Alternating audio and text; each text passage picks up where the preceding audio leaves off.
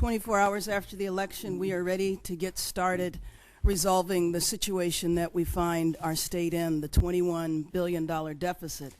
But let me just take a moment and say that over the last couple of months, campaigning for the initiatives up and down the state, I found the following. I would go into a room, whether it was a room of 30 or a room of 300 or 400 in town hall meetings or speaking to members of congregations, and I found the basic fact that voters were very confused about what it is that we were asking them to do and why we were asking them to help us solve the budget problem. After all, that is your job. Why are you coming to us? I found that when I would enter a room, people were generally negative about the initiatives.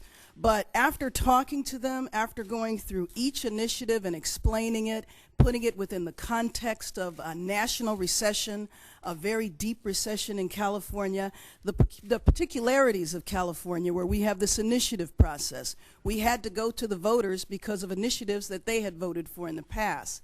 I say that to say that I found in talking to groups, when I had the time to speak with them, that I would go into a group that was negative, but by the time I was finished with the conversation, they would understand. They weren't happy about it. I never tried to paint a happy face on it, but they understood why they needed to be in favor of the voters.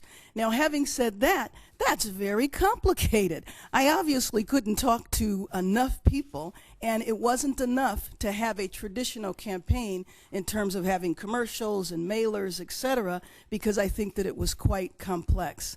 In talking to different organizations that did focus groups and polling throughout the process, and also organizations that did exit polls afterwards, it was pretty clear that voters were giving us a very specific message.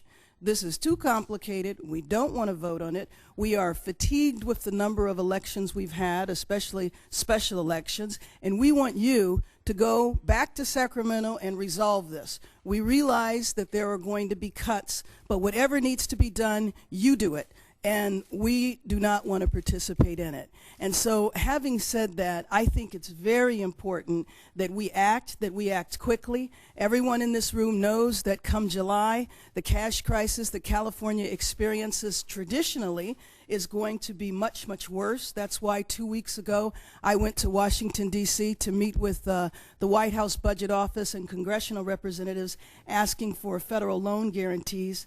Typically, commercial banks guarantee our borrowing that we do in the summer, but because of the economic crisis, they can't do that, and so we need to have the federal loan guarantees.